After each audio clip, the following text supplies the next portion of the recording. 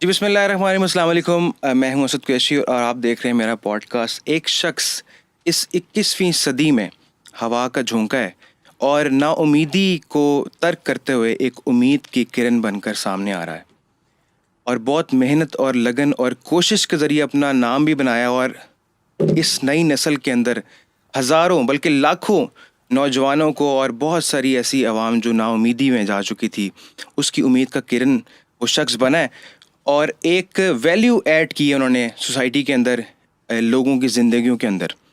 واصف علی واصف کے قبیلے کا وہ شخص جس نے ایک ایسا ادارہ بنایا جس میں نوجوان نسل فری آف کاسٹ آ کر اپنی علمی اور عملی زندگی کے جو اقدامات ہیں ان کو آ کر پڑھتی ہے، اس کو اجاگر کرتی ہے، اور پھر پروفیشنل لائف کے اندر لوگ جاتے ہیں. اور اس شخص کا ایک کریڈٹ ہے کہ جس نے فری ایجوکیشن کا کانسیپٹ بھی سوسائٹی کے اندر لانچ کیا ہے. دنیا ان کو قاسم علی شاہ کے نام سے جانتی ہے، اور میری خوش بختی آج یہ ہے کہ وہ آج میرے پوڈ کاسٹ میں موجود ہیں. سر بہت بہت شکریہ، welcome to my podcast. بہت بہت شکریہ. کیسے ہیں آپ؟ خیریت سے ہیں؟ اللہ کا بڑا ہی احسان ہے، الحمدللہ. ٹھیک ٹھاک ہے. ہم سٹارٹ کرتے ہیں. آپ کی پیدائش کہاں پہ ہوئی؟ آپ کی ارلی ایجوکیشن کہاں پہ تھی؟ اور جوانی میں، لڑکپن میں کیا شوق تھے آپ کے؟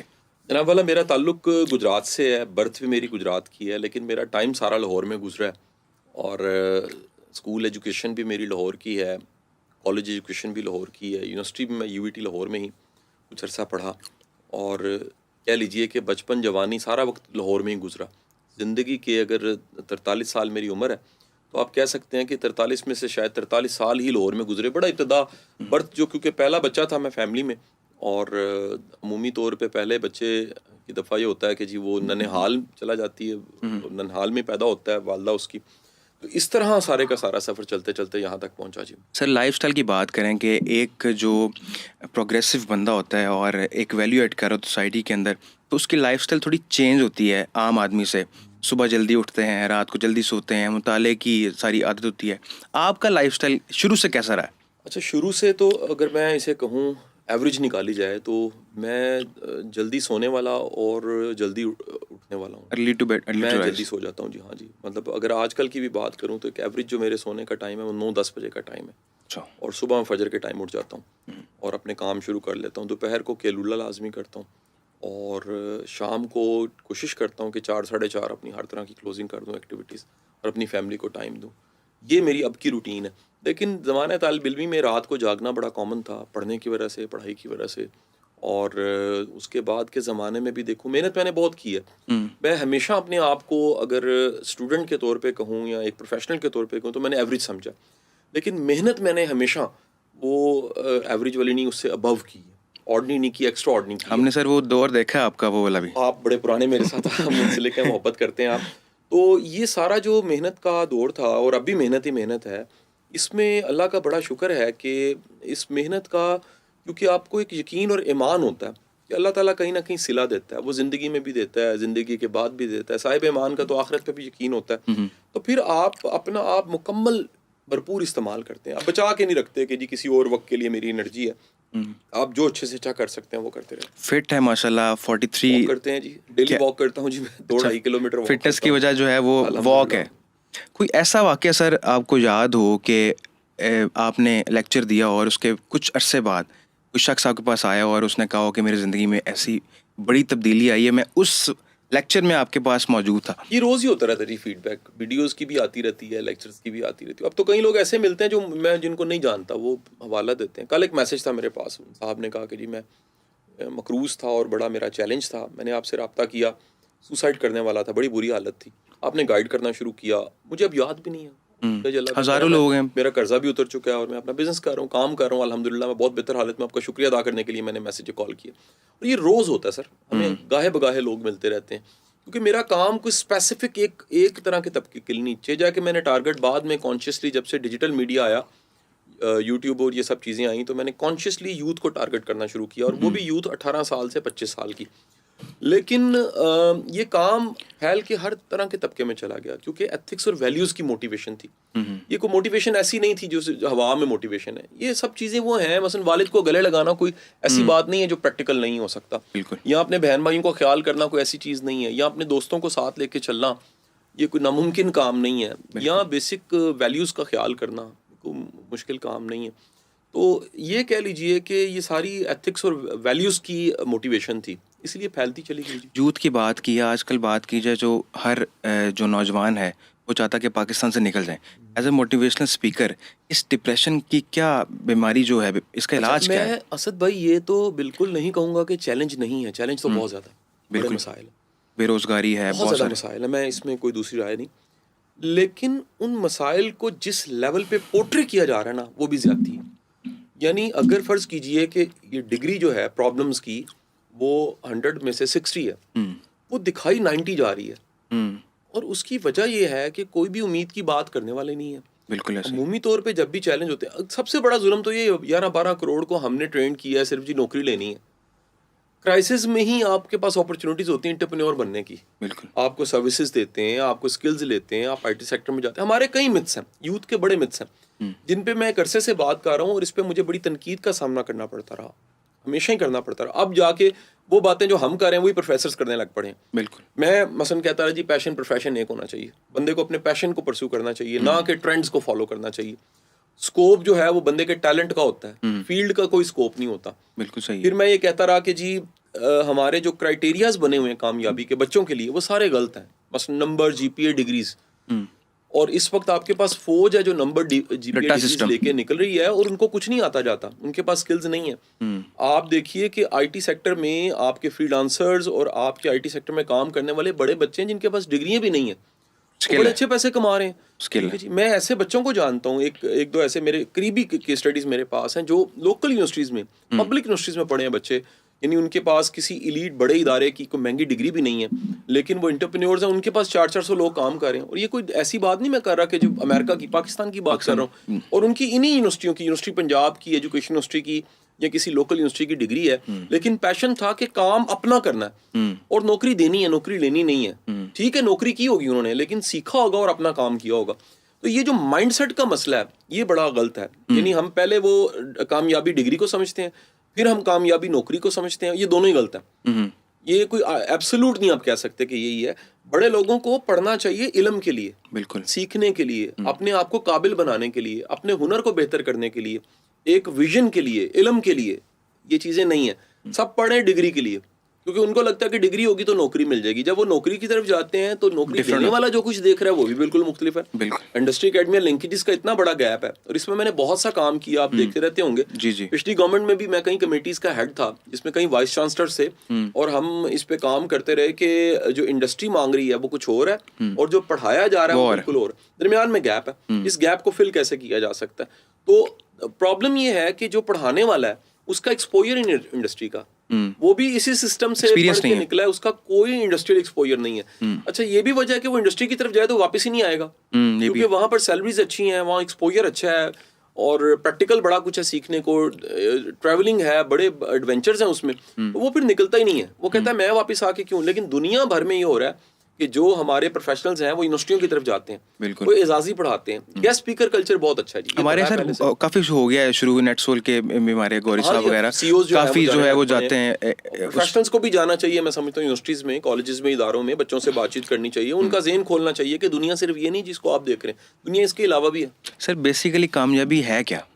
بڑی یہ ایک نا ریلیٹو ٹرم ہے, یعنی اس کی کوئی بھی ایبسولوٹ ڈیفینیشن نہیں ہے. بندہ بدل جائے ڈیفینیشن بدل جاتی ہے. ہر ایک کے لیے کامیابی کی ڈیفینیشن, اسٹوڈنٹ کے لیے نمبر ہیں, اسپورٹس مین کے لیے اچیو کرنا ہے, اس میں کوئی بزنس کر رہا ہے, کاروبار چلانا ہے اس کے لیے, اور کوئی انفلوئنسر ہے تو وہ کہتا ہے میں دکھوں, میری بات کا اثر ہو, دنیا مجھے فالو کرے. تو ہر ایک کے لیے ڈیفینیشن مختلف ہے. ایز اے موٹیویشنل اسپیکر سب سے بڑا چیلنج اب تک کیا رہا ہے آپ کو؟ اچھا دیکھیں, یہ جو موٹیویشنل اسپیکر کی ٹرم ہے یہ بعد میں آئی ہے, میں تو پڑھاتا رہا ہوں. آپ اپنے آپ کو استاد ہی کہتے ہیں. میں نے تو, میرا تو پرائڈ ہمیشہ ہی ٹیچر کے طور پہ رہا, اور میں نے بہت پڑھایا اللہ کے کرم اور فضل سے, ہر لیول پہ پڑھایا. بڑا کم ہوتا ہے کہ کسی کو بچوں کو بھی پڑھانے کا موقع ملے اور پروفیشنلز کو بھی پڑھانے کا موقع ملے. اسکول میں بھی, کالج میں بھی, یونیورسٹی, مختلف جگہ پڑھایا میں نے. تو یہ پڑھانے کا سارا جو سفر ہے اس میں چیلنج میں سمجھتا ہوں کہ باہر چیلنج نہیں ہوتے, آپ کے اندر چیلنج ہوتے ہیں. یہ بھی وقت کے ساتھ سمجھ آتا ہے. باہر کے چیلنج یہ ہیں کہ جی ان کو سمجھ کیوں نہیں آتی, اندر کا چیلنج یہ کہ مجھے نہیں آتا کہ میں ان کو سمجھا سکوں. دیکھیں نا جی, آپ کو اپنی سکلز کو اپگریڈ کرنا ہے, آپ کو اپنے ہنر کو بہتر بنانا ہے کہ آپ بات کریں تو کسی کو سمجھ آئے. وہ وقت کے ساتھ ساتھ پھر آپ اپگریڈ کرتے جاتے ہیں. بہت سر کرٹیسزم ہوتا ہے عموماً ایسی ویڈیوز بھی آتی ہیں کہ جس پر جو ہے نا آپ پر کرٹیسزم میمز بن رہی ہوتی ہیں, لیکن ہم نے بہت سارے ایسے لوگ دیکھے ہیں جو کامیاب ہوتے ہیں اور کرٹیسزم جب ان پر ہوتا ہے تو وہ اپنی فیلڈ ہی چھوڑ جاتے ہیں.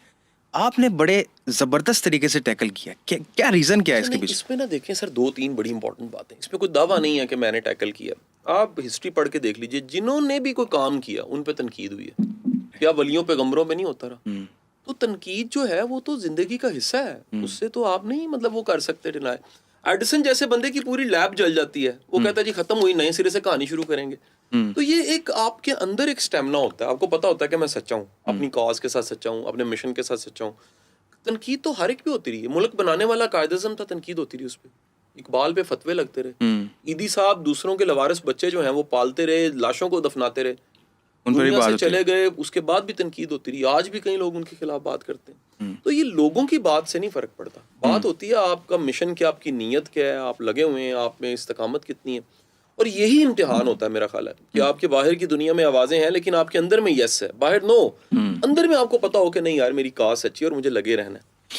ایز اے موٹیویشنل اسپیکر اپنے آپ کو ایز اے استاد کیسے منفرد سمجھتے ہیں, کہ کیا منفرد ہے؟ اچھا, میں نے پورے اپنے 24 سال پڑھانے کا جو میرا سارا سفر ہے, اس میں کمفرٹیبل رہا اپنے اسٹوڈنٹس کے ساتھ. میں نے اکوموڈیٹ کیا, ان کے پرسنل پرابلمس حل کیے, ان کو ملا, مطلب ایک دوستی بھی رکھی اور اویلیبل رہا, ٹائم دیا, ساتھ لے کے چلا. اللہ کا شکر ہے. مطلب میں اکثر یہ مثال اپنی ویڈیوز میں بھی دیتا ہوں کہ جب میں یونیورسٹی میں تھا تو تب لائن میں لگ کے ہم نے یو فون کا نمبر لیا جی. یو میں لگ کے 6500 روپے کا نمبر تھا. 2001 کی بات ہے غالباً, یو فون نیا نیا آیا تھا, تب کافی مہنگا تھا. میرا تب سے آج تک ایک ہی نمبر ہے. اچھا, میرا نمبر ہی چینج نہیں ہوا. اور اس میں سیل فون میں 9,500 نمبر سیو ہیں.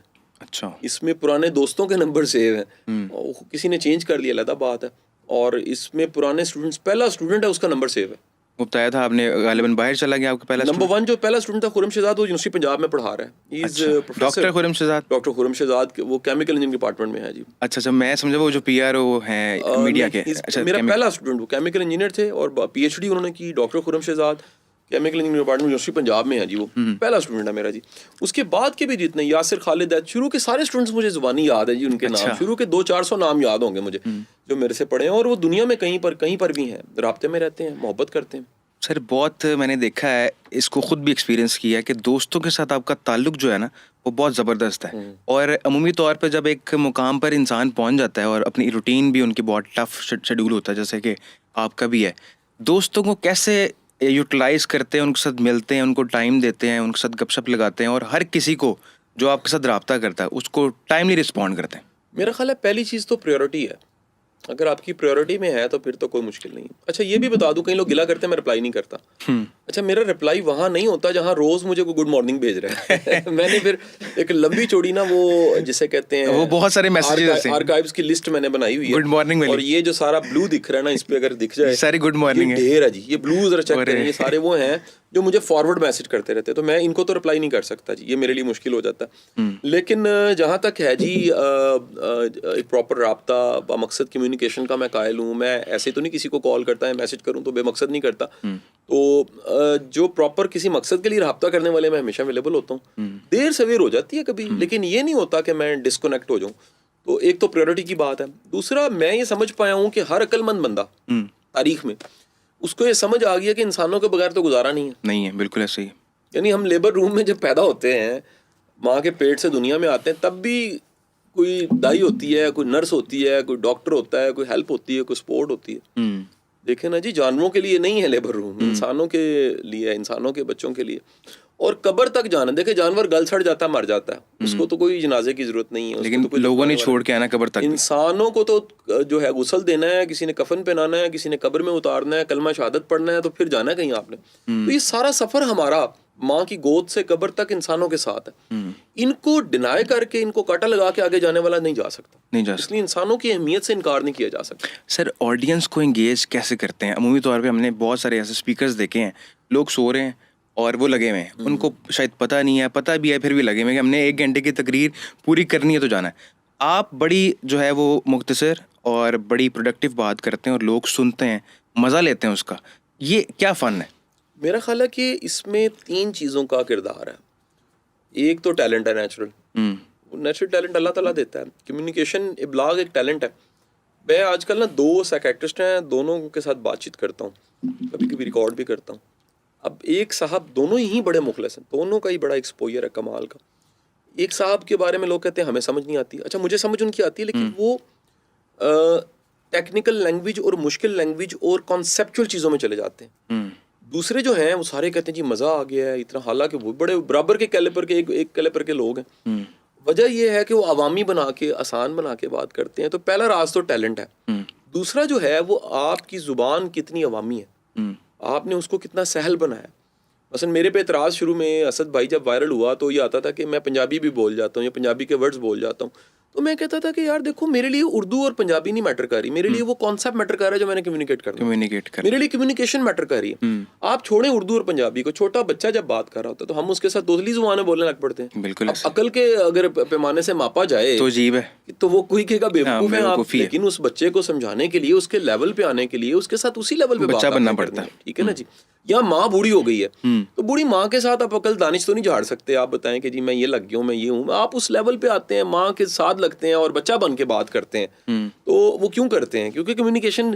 میں گاؤں جاتا ہوں, میرے بچے بڑے حیران ہوتے ہیں, کہتے ہیں جی آپ کی لینگویج پنجابی میری ہے بیسیکلی نا, گجرات سے میرا تعلق ہے. تو وہ کہتے ہیں جی آپ کا لہجہ بدل جاتا ہے. میں کہتا ہوں جی میں اسی لہجے میں جاؤں گا نا جہاں سے میرا تعلق ہے, میں اس لہجے میں سے جا کے بات کروں گا تو مجھے مزہ آئے گا, سمجھ آئے گی. انگریزی بولیں گے تو عجیب لگے گا. انگریزی, اب یہ کچھ لوگوں میں یہ کمپلیکس ہوتے ہیں کہ وہ کسی کو امپریس کرنے کے لیے اور کسی کو نیچا دکھانے کے لیے اور کسی کو مشکل وقت دینے کے لیے وہ انگلش بولنے لگ پڑتے ہیں. میرا نہیں خیال کہ ایسا کرنا چاہیے. ٹرینرز بھی وائرل کیوں نہیں ہوئے یہ بھی میں آپ کو بتا دوں.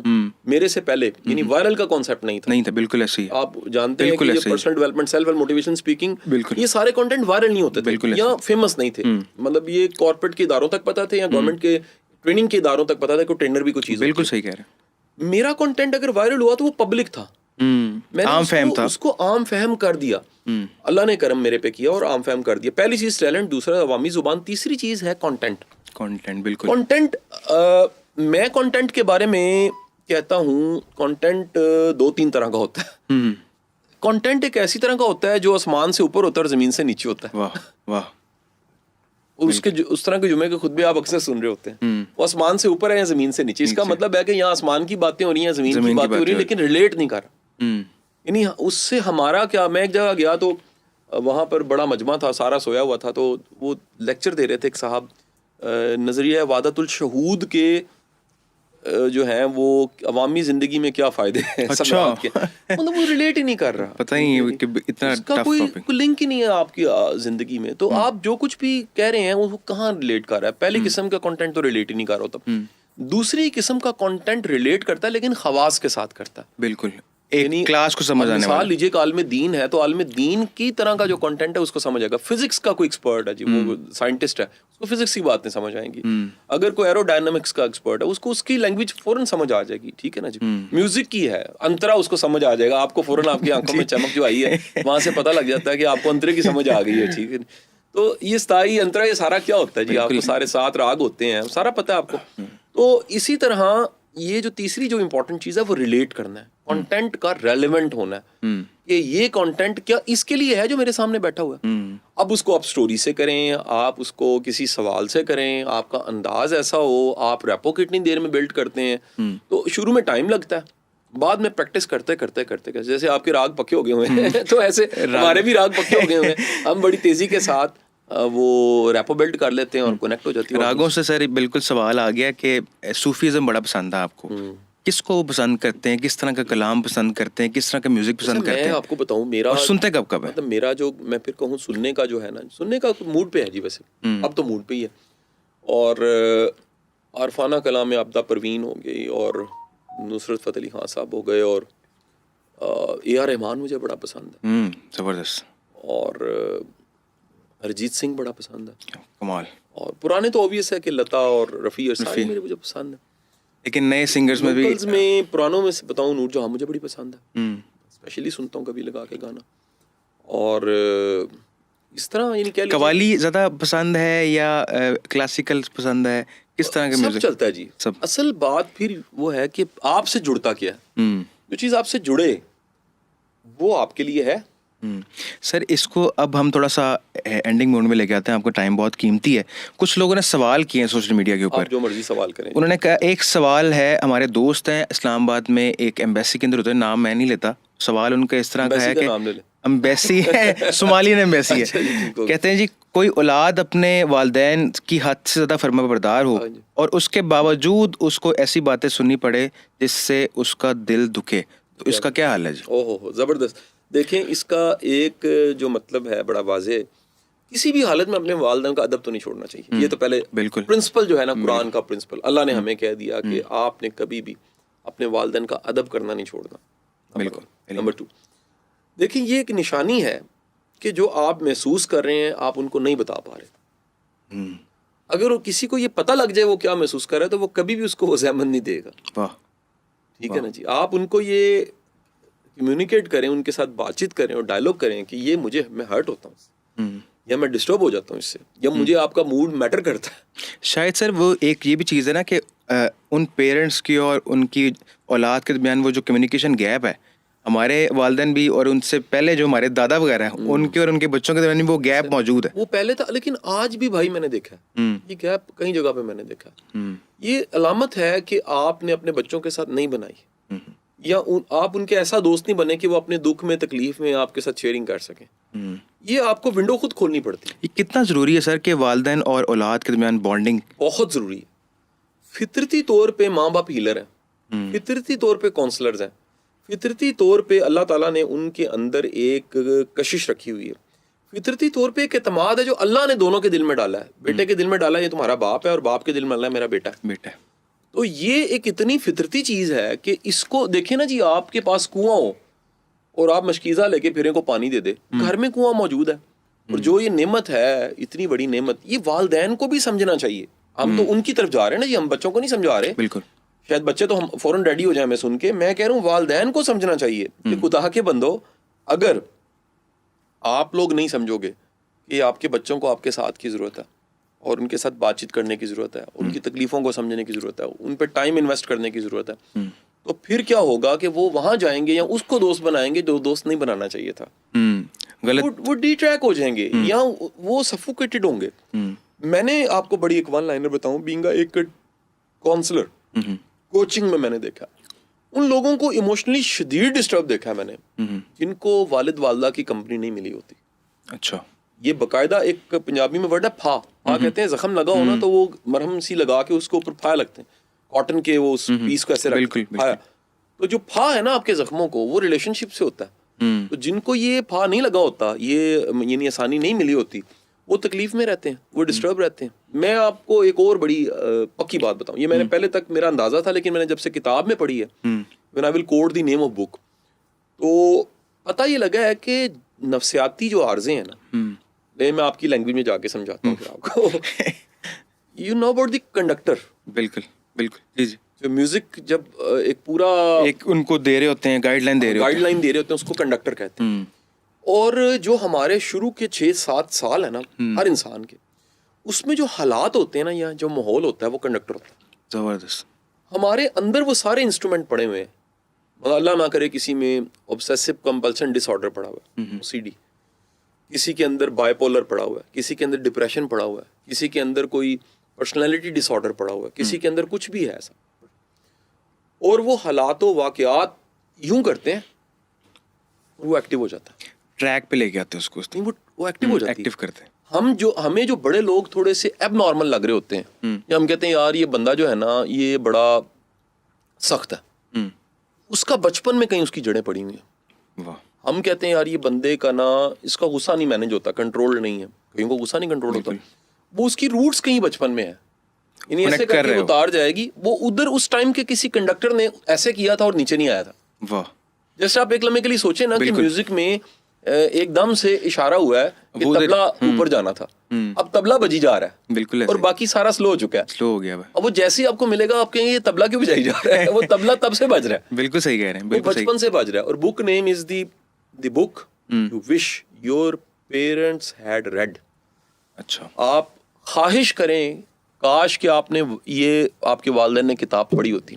بڑی کمال کی کتاب ہے, میں آپ اس کو PDF بھی آپ سے شیئر کر دوں گا. بلکہ اس پہ میرا آرٹیکل بھی میرا کچھ چھپ چکا ہے, میں آپ کے ساتھ شیئر کروں گا. بالکل. بتانے کا مقصد یہ ہے کہ یہ حالات شروع کے نا یہ بندے کو چھوٹا یا بڑا بناتے ہیں. میں ہمیشہ کہتا ہوں کہ انسان کی کامیابی کی, انسان کی ناکامی کی جڑیں شروع کے سالوں میں ہوتی ہیں. یعنی ایسے کر کے وہ جو درخت ہے نا کڑوا ہے, اس کی پیچھے کر کے آئے نیچے جو جڑ ہے نا اس میں پرابلم ہے. وہ ہم سارے کہہ رہے ہیں ہم پھل سے لڑی جا رہے ہیں, یار کڑوا کیوں ہے, اس کی اصل روٹس تک نہیں پہنچ رہے, اس کی اس روٹس تک نہیں آ رہے. وہ روٹس کیا ہیں, وہ بچپن ہے, وہ کہیں نہ کہیں وہاں ڈیمیج ہوا ہے.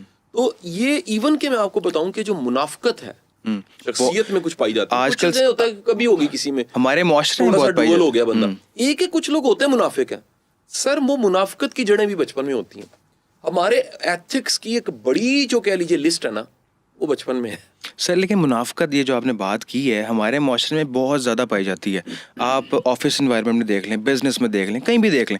ہمارے خاص طور پہ ہمارا جو جانرا ہے میوزک کا, اس میں بھی سنگرز ہوتا ہے وہ چاہتے ہیں کہ اس کی ٹانگ پکڑیں, اس کی ٹانگ پکڑیں. پورے تو اس کا حل کیا ہے سر؟ سب سے زیادہ پھیلنے والی بیماری کا نام حسد ہے. وہی آپ نے ویڈیو بھی بنائی تھی پچھلے دنوں, ڈینگی نہیں ہے کہ سب سے بڑی بیماری, سب سے بڑی بیماری حسد ہے. اس حسد سے کیسے بچا جائے؟ اور بری نظر سر جو لگتی ہے, ہم نے بچنا ہے یا اگر ہم کرتے ہیں حسد کیا؟ نہیں, ہم کیسے بچ سکتے ہیں؟ اور بری نظر جب انسان کو دیکھیں, دو تین چیزیں بڑی امپورٹنٹ ہیں جی. ایک یہ ہے کہ یہ چیزیں سب ایگزسٹ کرتی ہیں, دین بتاتا ہے آپ کو اس میں تو کوئی حسد ہے, بری نظر ہے, اس میں تو کوئی انکار ہی نہیں ہے. آپ کے پاس آپ نے فوری طور پہ دیکھنا ہے کہ اس کے لیے میں کیا کچھ کر سکتا ہوں. دین مجھے کیا کہتا ہے؟ دین پہلی چیز تو یہ بتاتا ہے کہ جب تمہارے سامنے تمہارا مقابلہ حاسد سے ہے تو تم اکیلے نہیں کر سکتے مقابلہ. رول نمبر 1, تمہیں اللہ کا ساتھ چاہیے. کیا بات, کیا بات. پناہ میں آنے کا مطلب کیا ہے؟ اسد بھائی ذرا ایک لمحے کے لیے سوچے نا کہ کوئی میرے پیچھے بھاگ رہا ہے اور میں نے کہیں پناہ لی ہے, وہ مضبوط ہے تو میں نے پناہ لی ہے نا. بالکل. کمزور کے پاس تو پناہ نہیں لی جا سکتی. بالکل. تو اللہ کہتا ہے کہ تم نے اگر حاسد سے مقابلہ کرنا ہے نا تو پھر تم میری پناہ لو, کیونکہ تم مقابلہ نہیں کر سکتے. ارے واہ. کیوں نہیں کر سکتے یہ بھی میں آپ کو بتاؤں. یہ ہر وہ بندہ جو ہمیں سن رہا ہے اور اس کو کسی حاسد سے واسطہ پڑتا ہے وہ میری بات کو سیکنڈ کرے گا. جو آپ سے حسد کرنے والا ہے نا وہ بلو دی بیلٹ کھیلتا ہے. بالکل بالکل. اس لیول پہ آپ جا ہی نہیں سکتے. بالکل ایسے ہی, بالکل ایسا ہی ہے. یعنی وہ کمینگی کے ورڈ کو بھی چھوڑ کے اس سے بھی نیچے چلا جاتا ہے. اس کے کوئی ایتھکس نہیں ہوتے. دیکھیں ابتدا دیکھتے ہیں نا حابیل کا واقعہ, بھائی نے بھائی کو مار دیا. یار اگر بھائی کو مار سکتا, ایک ہے بندے نے بندے کو مارا, بھائی نے بھائی کو مار دیا حسد میں, تو اس میں کتنا ایک ایول فیکٹر ہوگا حسد میں. یہاں سے اندازہ لگا لیں. یعنی اگر فرض کریں اللہ نہ کرے کوئی کسی کو مارنا چاہے, اس کی انٹینشن یہ ہے کہ میں نے مار دینا ہے, تو اس کی یہ انٹینشن کتنی تک, اب عزت, چیزیں, نقصان, گاڑی, پیسہ, سب تو چھوٹی چیزیں ہوگی نا, زندگی سے بڑی چیز ہے جان. اس حسد میں کوئی مار سکتا ہے, یعنی بلو دی بیلٹ جا سکتا ہے. تو یہی وجہ ہوتا ہے کہ عموماً حاسدین کیا کر رہے ہوتے ہیں, میرا ایکسپیرینس ہے, الزام لگائیں گے, جھوٹ بولیں گے اور بار بار بولیں گے, بہتان لگا دیں گے, کانسپیرنسیز کریٹ کریں گے, پروپاگنڈا کریں گے, فیک نیوز دے دیں گے, آپ کے خلاف لابنگ کریں گے, پوائزننگ کریں گے, مائنڈ خراب کریں گے لوگوں کا, اور کمپینیں چلا دیں گے. ایکسپیرینس مجھے کبھی, آپ کو تو بہت ایکسپیرینس بھی ہوا. میں بتا رہا ہوں کہ مجھے کبھی ان باتوں کو ڈسکس کرتے ہوئے بھی ہیزیٹیشن اس لیے فیل نہیں ہوئی کہ یہ ریئلٹیز ہیں لائف کی. بھائی ایسا نہیں, میں کہتا ہوں فرض کرو میرے بعد میں آنے والا جو میرا اسٹوڈنٹ ہے, یہ محبت کرتا ہے, یا آپ کا کوئی جونیئر ہے, کیا آپ نہیں بتائیں گے یار یہ کچھ ہوتا ہے, تاکہ اس کے لیے زندگی آسان ہو. بالکل صحیح کہہ رہے ہیں. دیکھیں اگر ہم نہیں بتائیں گے یا ہم اوائڈ کر جائیں گے, تو ایک تو ہم نے ریئلٹی کو اوائڈ کیا, دوسرا ہم نے, اب چھوٹی سی مثال آپ کو دیتا ہوں کچھ نا, میری 13 سال ہو گئے مجھے یوٹیوب پہ, 13 سال ہو گئے فیس بک پہ. میں نے اپنی شروع کی کوئی ویڈیو بھی ڈیلیٹ نہیں کی. اچھا. جس میں فمبلنگ ہے, جس میں ڈریس ٹھیک نہیں ہے, جس میں کیمرہ ٹھیک نہیں, جس میں لائٹ ٹھیک نہیں, اکثر شیئرنگ, سب کچھ پڑا ہوا ہے. کیوں پڑا ہوا ہے؟ بعد میں آنے والے کو پتہ لگے کہ یار یہاں سے شروع کیا تھا, یہ پہنچ گئے. یہ نہ کہیں کہ ایک دم ہی جو ہے نا, یار یہ ایک دم تو ہوتا ہی کوئی نہیں, کچھ بھی نہیں ہوتا. بالکل. گاؤں میں جا کسی نے پوچھا جی کدھر کو بڑا بندہ پیدا ہوا, کہتا نہیں جی چھوٹے چھوٹے ہوتے بعد بڑے ہوتے. تو سارے چھوٹے چھوٹے ہوتے بعد بڑے ہوتے. اس لیے میرا خیال یہ ہے کہ یہ پہلی بات تو اللہ کی مرض چاہیے. واپس آتا ہوں ٹاپک پہ. نمبر 2, دیکھیں آپ کو 2 کام نہیں چھوڑنے چاہیے. نمبر 1, اگر آپ کو گڈ ڈیڈ, اچھا کام کر رہے ہیں, اس کو نہ چھوڑیں. امتحان آپ کی اچھائی کا ہوتا ہے. یہ کوئی کمال نہیں ہے کہ برے کے ساتھ آپ برا بن گئے. یہ کون سا مشکل کام ہے؟ یہ تو جیسا منہ ویسی چپیڑ مار دیا آپ نے.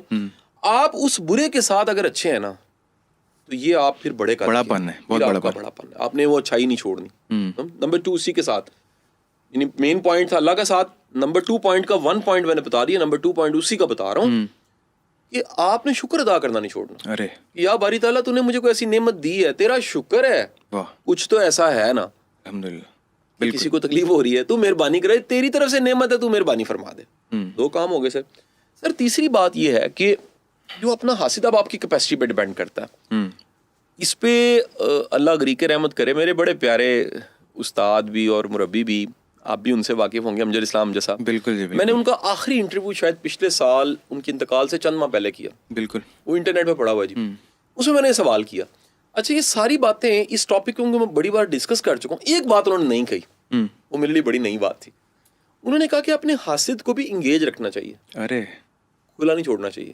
اچھا, اس کے ساتھ کوئی نہ کوئی کمیونیکیشن ضرور رکھنی چاہیے. کبھی نہ کبھی اس کو خیال ہے اس چیز کا کہ میں غلط کر رہا ہوں. نہیں, ہم یہ جو ہر ایک کو ٹھیک کرنے کے چکر میں پڑے ہوئے نا, ذرا چھوڑ دیں. صحیح. زندگی کی ایک یہ بھی ایک فلسفی ہے کہ جو یہ کم از کم ریلیشن ہے نا, یہ آپ کی بچت کر دیتا.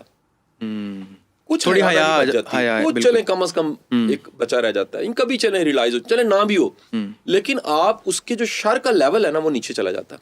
واہ, آپ نے آزاد چھوڑ دیا نا تو وہ پھر بہت خطرناک ہے. تو انگیج کریں.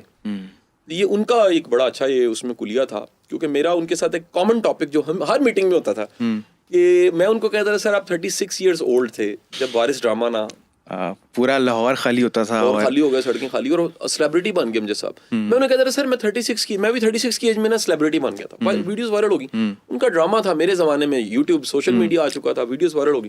تو مجھے سر بتائیے کہ میں کیا کروں. تو وہ کہتے تھے یار یہ جو وقت سے پہلے کی کامیابی ہے نا یہ بڑی مشکل ہوتی ہے, اور یہ میں آپ کے اس پروگرام اس پوڈ کاسٹ کے ذریعے خود ایڈمٹ کرتا ہوں, اٹس ریئلی ڈیفیکلٹ. بالکل, کیوں, اس کو قائم رکھنا بڑا مشکل ہوتا.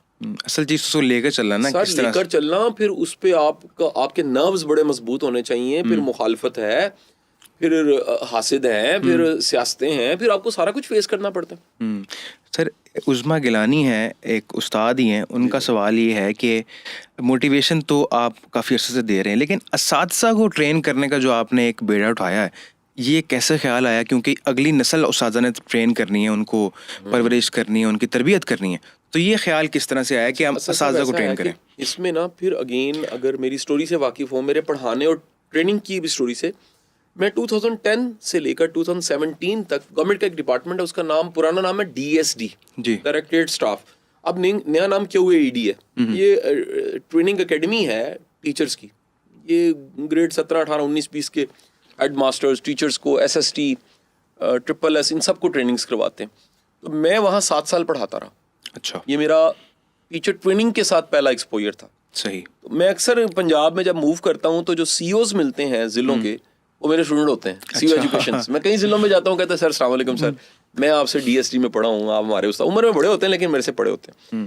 اس کے بعد جب یہ فاؤنڈیشن بن گئی 2017 میں, تو پھر ہم نے مختلف طرح کے پلانز بنائے, کوئی پنجاب ہائر ایجوکیشن کمیشن کے ساتھ, کچھ یونیورسٹیوں کے ساتھ, کئی جگہ کی فیکلٹی لی, کئی جگہ کے ٹریننگ کے اداروں کے ساتھ MOUs کیے, اوپن فورم کر دیا. فاؤنڈیشن دیکھیں چندہ نہیں لیتی, فاؤنڈیشن کہتی ہے کوئی بھی آنا چاہتا ہے آئے. ہم آپ کے پیجز پہ دیکھتے ہیں کہ فری جو ہے نا ٹریننگز کروائیں گے. ہماری کوئی چندے کی کمپین نہیں ملے گی. میں اس لیے نہیں کہہ رہا کہ چندے کے میں خلاف, ہمارا سسٹم ایک سیلف ڈیپینڈنس ہے سسٹم ہے جی, اور جو ہم کر سکتے ہیں ہم کرتے رہتے ہیں. اس میں اسکالرشپ پروگرامز ہیں, کچھ 600 بچہ اسکالرشپ لے رہا ہے. صلح کا پروجیکٹ ہے, جسٹس انوار صاحب دیکھ رہے ہیں, سوشل میڈیا پیجز ہیں, یوٹیوب چینلز ہیں, اور ڈیلی کوئی نہ کوئی فورم, ڈیلی کوئی گیسٹ اسپیکر آیا ہوتا ہے جی, ہر روز کوئی گیسٹ اسپیکر ہوتا ہے, اور اوپن فورم ہوتا ہے, پبلک آتی ہے, اس کو اٹینڈ کرتی, انجوائے کرتی. سر آخری 2 سوال کی طرف چلتے ہیں, ٹائم بھی شارٹ ہے آپ کے پاس بھی. بہت سارے اداروں میں آپ جاتے ہیں, ٹریننگ کرتے ہیں. پاکستانی قوم کا ایک المیہ بھی بن گیا ہے, وہ ان کی سوچ بن گئی ہے کہ ہمارے ادارے ٹھیک نہیں ہیں. پولیس میں دیکھیں آپ ٹریننگ کراتے ہیں, فوج میں جاتے ہیں, CSPs کو آپ ٹریننگ کرواتے ہیں, ہر طرح کے لوگوں کو.